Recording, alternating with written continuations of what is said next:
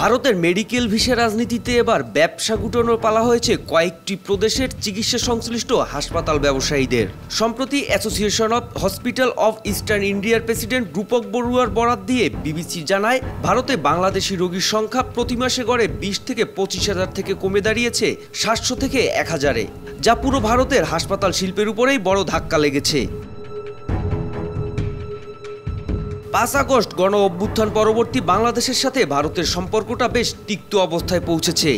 এরই মধ্যে ভারতীয় মেডিকেল ভিসা রাজনীতির কারণে বাংলাদেশিরা এখন খরচ বেশি হলেও ভারতের পরিবর্তে মালয়েশিয়া, থাইল্যান্ড, সিঙ্গাপুর সহ অন্যান্য গন্তব্যে চিকিৎসা নিচ্ছেন, যে কারণে দেশটিতে বাংলাদেশি রোগী 70% কমেছে। ফলে কলকাতা সহ ভারতের অন্যান্য শহরের হাসপাতাল ব্যবসায় ব্যাপক ধস নেমেছে।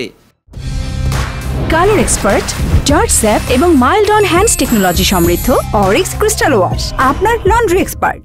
5 আগস্টের আগে আমি বলবো আমাদের গার্ডিয়ান নেটওয়ার্কের মাধ্যমে 100 জনের মধ্যে হচ্ছে আমরা 75 জন থেকে 80 জনকে এনরোলমেন্ট করতে পারছি। বাট 5 আগস্টের পর 5% নেমে এসছে। আমাদের একদম ইন্ডিয়ান পেশেন্ট নাই বললেই চল। মূল কারণ হচ্ছে আপনার আগে মেডিকেল ভিসা আমরা খুব সহজেই পাইতাম, এখন সেটা খুব সহজে পাওয়া যাচ্ছে না।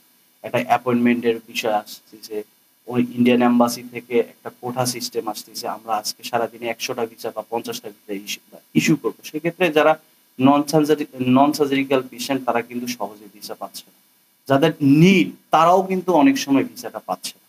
ওটার পরে আমাদের কোনো পেশেন্ট এখন পর্যন্ত ইন্ডিয়াতে যায়নি। আমাদের দেশে হচ্ছে তারা সঠিকভাবে ট্রিটমেন্টটা পাচ্ছে না, অথবা কোনো ল্যাকিংসের কারণেই কিন্তু তারা হচ্ছে অন্য দেশে যাওয়ার জন্য চিন্তা ভাবনা।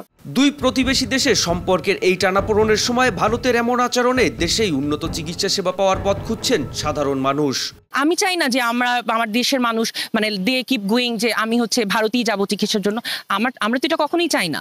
সো তারা যদি ভিসা বন্ধ করে বা নাও করে, সেইটা আমাদের মেইন কনসার্ন না হয়ে আমাদের কনসার্ন হওয়া উচিত যে কেন ভিসাটা লাগছে আমাদের, কেন আমি আমার দেশে সেই চিকিৎসা সেবাটা পাচ্ছি না। কারণ চিকিৎসা সেবা তো আমার একটা বেসিক নেট। আমাদের বাংলাদেশ কোনো দিক দিয়ে কিন্তু সেভাবে কম না, কিন্তু চিকিৎসা খাতে হচ্ছে বেশ কিছু কারণে চিকিৎসা খাতে অনেক ল্যাকিংস আছে, যে কারণে আমাদের দেশের মানুষরা আর কি সঠিক চিকিৎসাটা না পেয়ে ভারতে যাচ্ছে। তাই আমার মনে হয় যে কোনো দেশের কে উদ্দেশ্য করে কিছু না বলে আমাদের দেশের চিকিৎসা খাতে যে ল্যাকিংসগুলো আছে ওইগুলো যদি আমরা ইমপ্রুভ করতে পারি, তাহলে আমাদের আশা করি আর কারোর উপর ডিপেন্ড করতে হবে না। তো বাংলাদেশে অনেকই কিছু কিছু রিপোর্ট আছে বা কোনো হাসপাতালে আছে, অনেক মনে করেন না রিপোর্টটা ভালো আসে না। আমরা চিন্তা ভাবনা করি যে ওইখানে গেলে আমাদের যদি রিপোর্টটা ভালো আসে, কম বাংলাদেশের থেকে কম টাকায় মনে করেন না ওইখানে একটু ভালো চিকিৎসা পাওয়া যায়, কিছু কিছু জায়গায় আছে। চিকিৎসার ক্ষেত্রে ভারতীয় ভিসা নীতি বা উদারনীতি নয়, দেশের চিকিৎসা খাতকে উন্নত করে দেশেই উন্নত চিকিৎসা নিতে চায় সাধারণ মানুষ। মোহাম্মদ সায়েম, RTV।